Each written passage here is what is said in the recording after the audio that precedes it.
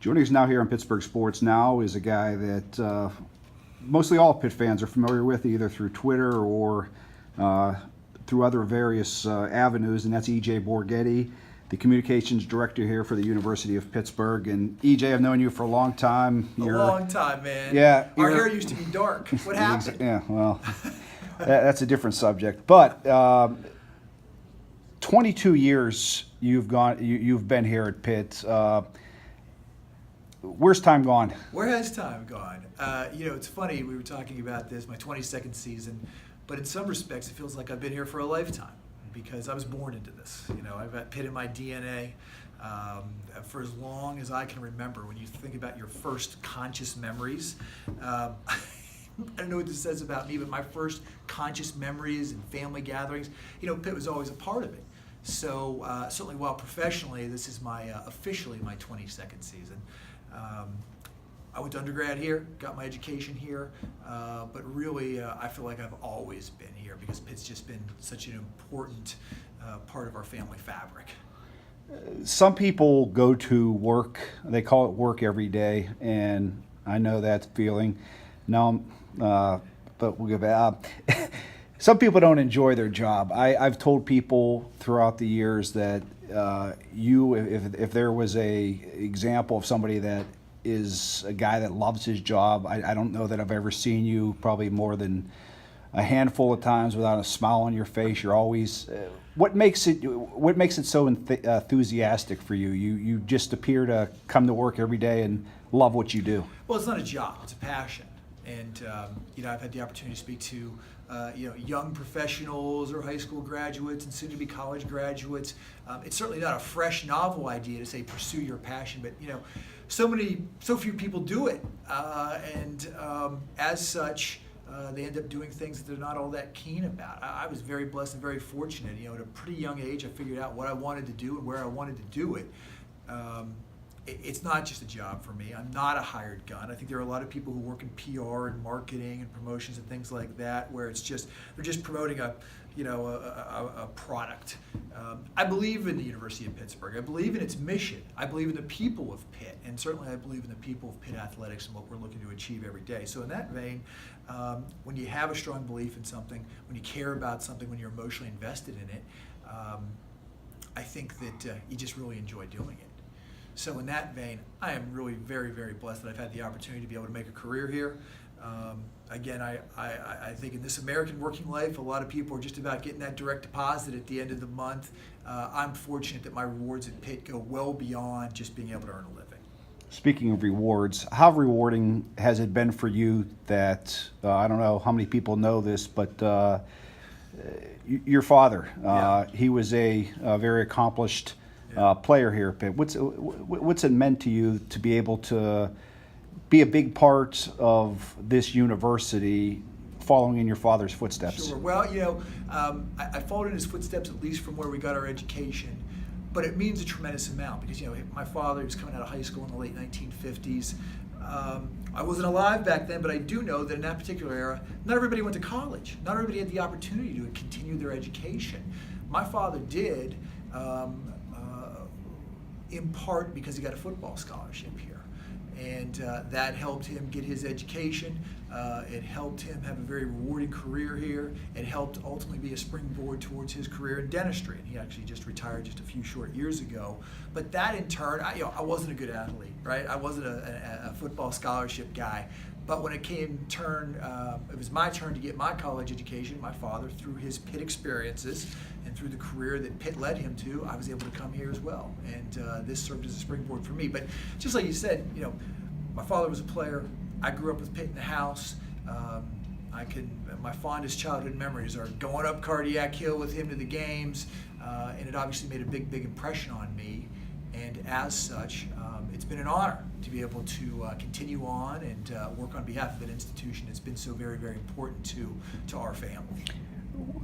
Over the years, since 1997, obviously you've had to work closely with thousands of players. One of the players that I know that is special and still is special to this university, just because he's a special person, is Larry Fitzgerald. Tell me about your relationship with him, and what was it like being around here with him being here and everyone realizing from the start that this guy was something special? Well, I think everybody knows that certainly he's a world-class athlete. He's a man that when he retires, as soon as he becomes eligible, he's going in a can. He's going to be a Pro Football Hall of Famer. He's going to go for the Daily Double. He's going to get in the College Football Hall of Fame as well. Truly one of the best ever. But I think what is more impressive and what is his most lasting legacy is the type of human being he is. Certainly we know that he was a Walter Payton Man of the Year awardee, which is the highest recognition that an NFL player can get. It's not just about what kind of player you are, it's what type of person you are as well. Very committed to community and humanitarian endeavors. On a personal level, I think this says a lot about Larry. He's been in the NFL for now, going on 15 seasons. But we have 3 boys, and our 3rd son was actually born last September. And it's funny, his name is Connor, and when he was born, our colleagues at ABC and ESPN actually said, and by the way, we'd like to congratulate the Borghetti family on the birth of their new son. Well, Larry saw that, he was somewhere and watching the game, and I immediately get a text from him. I immediately got a text from him saying, EJ, that is so cool, congratulations to you guys, please give Lauren my best, my wife. And he's got a lot going on in his life, right? He's a pro football player. He's got a lot of other interest outside of NFL Sundays too. But he took the time to reach out and extend his best wishes. And he's never forgotten any of the people back here who were here when he was a player. And I'll always be. He's a great friend. I'll always be personally indebted to him. We had a great 2 years together. I often say that Larry was only here for 2 seasons, but he gave us 10 seasons worth of thrills and how he represented the university and how he continues to represent Pitt. So, great man, great player, but greater man, and I think that speaks volumes when you think about what type of player he is. Another guy that I know you were very close with, and he's a legend. When I say that, that's not, sometimes that word's thrown around a lot, and in this case, it's not. Bino Cook. Bino, who was my father's SID, by the way. When my father was playing here, Bino had a cubicle up in the field house, my dad tells me, and he had a one filing cabinet, and it's funny, times change, but they really don't. All the players would invade his office to go steal pictures of themselves, right? Now we got kids coming in, like, hey, I saw that picture on Twitter, can I go get that picture of myself? But Bino, particularly this time of year, I think about him every day. He was a great friend. He's a great mentor. I always liken it to, if anybody's ever seen the movie Almost Famous, where there's the young fledgling wannabe rock and roll writer, and he has his mentor, his hero, Lester Bangs, and he would be calling him at all hours, like, oh, God, I'm so glad you're home. He was a sounding board. He would get advice. He'd get harsh words, and he'd get encouragement. And that's what Bino was for me. Any hour I called, he'd always pick up. He would call me at all hours to talk about a game or a result or a score or, hey, how are we going to do this Saturday? And, Bino was tremendously important to me. And he wasn't just a professional mentor, he was a wonderful friend. And I don't like to speak about him in past tense because I think when people make an impact on your life, they're always with you. So in a way, I kind of feel like Bino's always with me. And I think about when he's up there and something's going on, I think about what he's saying and what he would tell me and the direction that he would tell me. To keep on going. Whether it's a difficult moment, you got to keep on going. Whether it's a wonderful, great moment, hey, make sure you're hustling to take advantage of this thing. Take advantage of your successes. Make sure you're on the phone. You're reaching out to people, that you're maximizing the spotlight that you have. But probably my favorite Bino story. There's so many of them. I don't know if you can limit to one, but I got engaged. He was always preaching to me about bachelorhood. Never get married. Don't get married. Don't get married. Of course, he never got married, right? So it was Christmas Eve, 2005, and what did I do? I went out and got engaged to my then girlfriend and now wife, and we were up in Mount Washington, and so of course, she said yes, thank God, and so then we called her parents, called my parents. And my father gets on the phone and I say, hey, Dad, Lauren and I, we got engaged today. And he says, congratulations. How are you going to tell Bino? I mean, because he knew, right? He knew what Bino always used to preach. And, truth be told, I waited about 5 days before I found the words to call him, But of course, he was encouraging and accepting and Although at one point in time, he came to a Pitt, West Virginia basketball game a couple of months later after we got engaged. And he would sit in my office. He would be too nervous to go out to watch it from press row or in the arena. And I had a little Franklin day planner on my desk. So he sat there, we won the game, he was all excited, but he watched the entire game from my office. So in the ensuing weeks, I'd be going through my Franklin day planner, and every few days, I'd find in his scroll, he'd be like, "Don't do it." I'd laugh. Then I'd go a few more days, like, "You'll be sorry." He did this. He wrote 7 separate entries over the next 7 weeks, just little notes about, don't do it. Go remember what I said. Of course, that was his sense of humor. But he was, in later days, he would always say, Lauren really got the short stick by marrying you, which was his way of saying, hey, I'm happy for you. You got a great family. All right, last thing here is I'm going to bring something back we used to do on the Sports Showdown on KDK. We're going to do some quick rapid fire for EJ. I always love the rapid fire. I'd be up, I would say this is about the old Sunday night show. That's the only. Sometimes I wouldn't watch it to get my heart rate up. I'd be like, I really got to sleep. I'm going to watch a show. They're going to get me all fired up and all that kind of stuff. So let's have at it. All right, Pitt fans will enjoy this. I'll be as rapid as I can. I may need to elaborate though. Most exciting and most heartbreaking game you've been a part of? The most exciting. Gosh, there are so many. It's so hard to pick the most exciting. I just walked past this picture, so I'm going to say this one. Clemson 2016, although I could probably pick about 10 others. I'll say this. We went in, we came off a tough loss against Miami the week before. Everybody's saying we were going to go down there and just be cannon fodder. Kids believed, they had resolve, they went out there, they gave the eventual national champion their only loss of the year. Grit, determination, love that moment because of what it meant for our program, but most importantly because of an example of people believing when everybody on the outside didn't believe, and we had a great, great result. Most heartbreaking, I'm going to go back a little bit. This one always sat with me, 2002 backyard brawl. Okay, we were sitting there. We thought Gator Bowl was on the line. We outgained West Virginia. We were moving the ball up and down the field.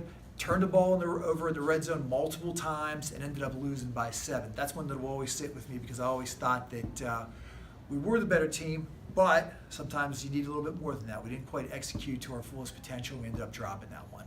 Favorite road trip to go to? Oh, West Virginia. I love rolling down 79, man, and you go past Washington, and then all of a sudden you look up and there's this overpass right before you get into West Virginia, and there was always a bed sheet hanging with a bunch of expletives about Pitt, and I'd always think to myself, I said, it's time. This is it. This is the game. I always loved. I would be disappointed if that bed sheet with all those words weren't on there. Love that road trip. Game that gets your blood going the most. Oh, jeez. I am first and foremost a fan. I'm a professional, and I got to kind of get that, dialed back and got to be measured, and you got to perform your job functions. You can't let emotion, take control of you. But this is going to be a cheap out, but every game gets my blood going, man. And I've always told Celeste, my longtime colleague and great friend, I said, the day we walk in here into the press box and our adrenaline isn't pumping for a game, then it's time to hang it up. Because we're not going to be all that we can be, but every Saturday does, and I mean that. I'm excited. I can't wait to be there on Saturday for Albany. I'm going to go in and feeling just the way I felt 22 years ago. I'm like, hey, you know what? I'm working for Pitt football, man. We're about to play some ball, and and I get to have this this front row seat to watch it. So, and I genuinely, that is a genuine answer. I think if you ask my wife the way I'm like a caged tiger on Saturday morning, she would tell you that's the truth. You've watched a lot of players. Most underrated player that you thought was really, really good that maybe didn't get the... This is going to be a surprising answer to that, but I don't think Rutherford's career is appreciated enough. 4-year contributor, started out in a slash role, of course. He was playing quarterback a little bit, but played receiver. Of course, famously had the only touchdown in the 2000 Penn State game. Was a kick returner. Did it all. Heck of an athlete. Credit to Walt Harris, who, everybody was clamoring for him to play as a true freshman in '99, but Walt redshirted him because he knew he would benefit from it. But his 2 years as a starter in 1999 and 2002 and 2003, he was outstanding. Got his sea legs at the beginning of the 2002 season, but a month in, he played lights out. And everybody would say, well, look at all the weapons he had to throw to. Rod and Larry were an outstanding connection, and they made the fade an art form. And yes, Larry could go up at great, Hall of Fame ball skills. but Rod always put that ball where it needed to be, where only Larry could get it. I still think that Rod, as a quarterback, not just an athlete, but I think as a quarterback, sometimes is underrated, underappreciated. Great career here, great final 2 years where he was an All-Big East quarterback when he was facing a league that had Miami and Virginia Tech in it at the time. Love Rod Rutherford, and I'll never forget the day he committed to Pitt. Because we know, I think it came down to Michigan State and Penn State, and Pitt was there. Everybody thought, and this is before Twitter, right? Everybody, this is before Twitter. I was tuned into 1250, the WTAE radio affiliate. Like I knew he had his press conference at Perry Traditional Academy. Everybody thought he was going to go to Penn State. I'm sitting there listening. Then the sports update came on at 20 after the other hour and said, Rod Rutherford, Perry Traditional Academy, is staying in Pittsburgh. I yelled. It was like I just won the lottery. I went sprinting through Pitt Stadium to Walt Harris's office. And that was such an important commit at a time where we were getting off the mat. So Rod is a person who I always hold in special regard, and I don't think his career is appreciated enough. Last rapid fire question here is. I've ruined it. It's not rapid fire because I'm like Zeiss. I'm pulling a Paul Zeiss, man. I'm ruining the format of the show. I'm talking too much. Well, if you do that, then Pitt fans are going to love you. Everyone loves Zeisser. This is going to be a tough one, and best offense and defensive player you've watched. That is a tough one because hey, I have 3 boys. If you like telling me, hey, who's your favorite son? And I can't do that because I love them all, and I love them all for different reasons. Hesitant to answer this one. I'll give kind of some half answers here. I think when you watch Larry Fitzgerald here, you were seeing an all-timer with special gifts that only God could give. But he also had a work ethic that only his parents could give. Special talent, and that's proven obviously through 15 seasons in the National Football League. The man's going to have a bust. Can't wait to go see him get his induction in Canton with that gold jacket. Hard not to talk about him as an all-timer. Chris LaSalle and I talk about this all the time. During our tenure, he started in like May of '97. I started in June of '97. During our time here, we've seen a number of guys who are going to end up in Canton. And we talk about Larry. We talk about Darrelle Revis, who just by stepping on the field shut down half of the field. Remarkable talent. He's going to end up in Canton. Staying on the defensive side of the ball. I saw him this morning. I remember Hugh Green as a kid, but my recollections aren't that vivid. When I was watching Aaron Donald his senior year, I thought to myself, this is what it was like in 1980 watching Hugh Green dominate. Everybody knew, hey, we're going to run away from Hugh, but Hugh ended up making the tackle. Hey, we're going to throw 2-3 guys, at Aaron Donald, and somehow Aaron Donald ended up in the backfield. That's an all-time talent. And through his first few years in the National Football League, NFL Defensive Player of the Year, this is a guy who's also trending towards Canton. And, I'm going to, LaShawn McCoy, a couple more 1,000-yard seasons. He's going to be at 12,000. He's going to be in the top 10 of all-time leading rushers. That's a ticket, to Canton. So there's just been, I've been blessed. I've had a front row seat to watch some exceptional, tremendous talents. And that they're wearing blue and gold means so much, and that I've had some small role to work on their behalf and help promote them is something I'll always feel blessed about. And I would say this, we talked about all-world talents, all-world person who, again, I had a front row seat not only for his accomplishments, but also for his struggles and challenges, James Conner. It's one of the reasons why we named our third son Connor. My wife always liked the name, but we made sure that there was an ER in the end because, he's the type of human being who overcomes things. Came here as a I remember people when he committed here. I remember reading Panther. I was like, who's this guy from Erie? Defensive end, all that kind of stuff. Comes here, becomes a tremendous tailback, becomes a tremendous ambassador for the University of Pittsburgh, becomes a tremendous ambassador for people who are trying to overcome a dreaded disease. He's a hero. If after he left Pitt, if he never played another down of football, I'd still feel the same way about being an all-timer. Not only an all-timer as a player, but he's an all-time person, and he inspires every day. And I know when Connor grows up and has a little bit more of an idea, semblance of an idea of where his name comes from, I think he's going to be like, you know what, that's pretty cool. And he's going to try to live up to that example too.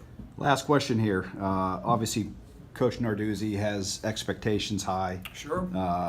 Things are building up here. They're going on. Yeah. They're moving up here. Yeah. When Pitt finally makes the college football playoffs, how pumped is EJ Borghetti going to be? I'm pumped to walk in here every day. But how, I mean that, in particular, if they made that, but Pat dreams big and he works big. You know, it's one thing to have high aspirations, and Pat does, but he also works his tail off to make those aspirations a reality. And when we meet those goals, it is going to be a great day. It is going to be a great day because I know it'll be a collective effort of so many people. Pat Narduzzi, Chancellor, our athletic director Heather, the kids' parents, the staff, you know, the people behind the scenes, like myself, people like Chris LaSalle and Bob Junko, so many great people here. That's what we're working so hard every day towards. It's not just about Saturday. And when you work so hard and so long, and when ultimately, you cross through that finish line tape of reaching that goal, it's a tremendous, tremendous moment. And that's what we're working hard for every day. And I'll tell you what, I always put my money on Pat Narduzzi because he's driven, he's passionate, he's committed to people, and I'm thrilled he's here because he's a Pitt man. He is. I told him, I said, you know what, you may not be a Pitt man by education or by birth, but you are a Pitt man. And it's all about your dreams, man. It's all about your dreams, but it's also about the work you put behind achieving your dreams. And I'm excited to see our goals become a reality. But in the meantime, we're not going to think about that. We're just going to try to win the day. But I'm honored to be here at Pitt. And Mike, I got to tell you, you and I go back a long way. So long. Like I said, we were very young men back then. I don't think we were married and we didn't have kids. Now we're married. Now we have kids, and it's so rewarding. But it's a very gratifying thing to not only work with these people, but I think about friends in the media, and there's always this thing about, oh, it's so combative and this and that. And God knows we have our go-arounds, but that's been part of the gratifying rewards of this career. Having friends and colleagues who you work hard together with every day. Certainly, I count you among that, and I appreciate what you do to cover us every day. You and Mr. Alan Saunders. All right, EJ, we appreciate the time, and we'll see you at Heinz Field this Saturday, Pitt Albany, 3:30. 3:30, be there. I look forward to it. Thanks, guys.